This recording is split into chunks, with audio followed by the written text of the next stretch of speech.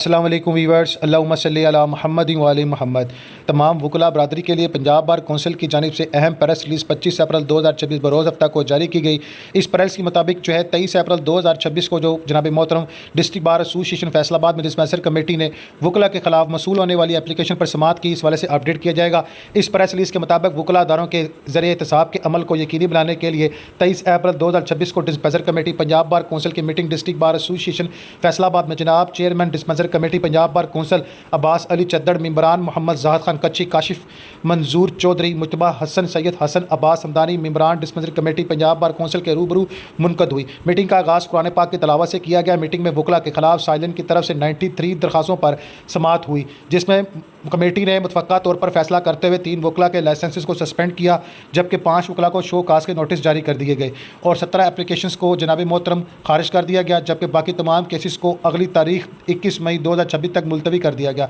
dispenser committee Punjab bar council ने district bar association Faisalabad में साइलिन की तरफ से दी गई दरख्वास्त पर समाअत की, जिनमें साइलिन और वकला ने भरपूर शिरकत की और बड़े खुशगवार माहौल में समाअत की गई, जिसमें वकला की जानिब से भरपूर तावन किया गया और साइलिन ने भी कमेटी के फैसलों पर खुशी और